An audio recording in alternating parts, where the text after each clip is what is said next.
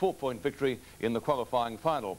Equally as significant, though, is the form of Bernie Quinlan against Hawthorn. The Lions spearhead invariably saves his best game for clashes against the Hawks, totalling 22 goals against them in their 3 meetings for season 1983. Last week, Hawthorn was well down on form against Richmond, while the Lions too also collapsed late in the game against the in-form Essendon.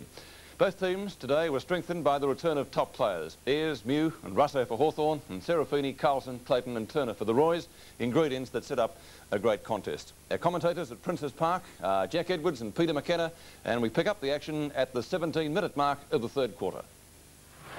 Umpire in question, Ian Clayton putting the ball down. The ruckman will come in, Coleman. Got the tap down, Tim out there. Hand pass came out of the pack, but taken by Serafini. He gets it to Carlson, who shoots it back to Osborne. Osborne goes down short down the flank and finds Harris, is it? Harris now on centre wing, comes into half forward. A high kick. Conlon waits the crumb.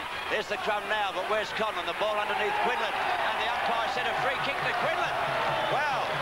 So Quinlan within scoring range, as I said earlier in the commentary. Anywhere within 60, 70 metres is within scoring range for Quinlan, especially with this breeze behind him.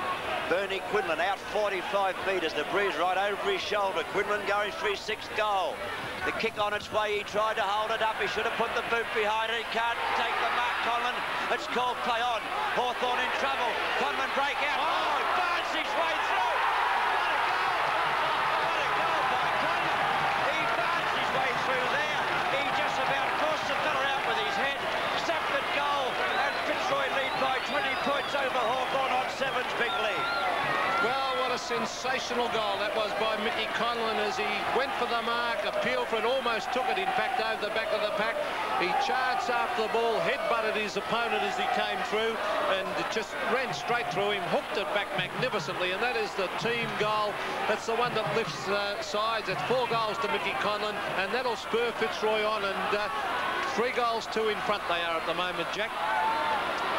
And a bounce, Coleman. Got the tap again. He's played well since coming back onto the ball. Chance for Reeves, but taken away by Green. A little kick doesn't go far. Turner hooks it out. Look for the free kick called play on. Turner in trouble. His hand pass was nearly a throw. Taken by Reeves. Long over to Gotch. Little Gotch picks up. He's caught, nearly pushed. Called play on again. Robertson goes down. And it's Eade there doing battle for Hawthorn. The ball forced over the boundary line. They're under a lot of pressure, Hawthorn, Jack. You can see by the way they're attacking the ball, Hawthorn. They are desperate because Hawthorn and Coleman is back in the centre of the ground, injured. Let's hope he doesn't go off because they're short of big men. There goes little Harris after the ball. Leon Harris gets thrown out of the way when he didn't have the football. Yes, umpire Smith saw that. He was thrown out of the way when he didn't have the football, Leon Harris, and this is a free kick about 35 metres out from goal. And this would be a handy one because it would put them 4 goals, 2 in front if he could kick it. Leon's already kicked 1 goal today. He must kick out to the right, let the wind swing the ball in. He leaves it out too far right. Quinlan from behind flies. No mark. Ayres on the right foot. Kicks it out wide. Swab against Carlson, who'll win out.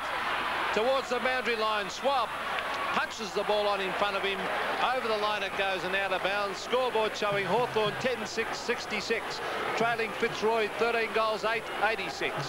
Coleman seems to be all right. You see him on screen now opposing Byrne for the boundary throw in. Coleman and Byrne jockey for position. If Coleman grabbed Byrne around the neck, that was quite plain. Byrne went for a hand pass, tried to play on. And can Fitzroy get into attack again now as the ball is thumped up toward the half-forward zone.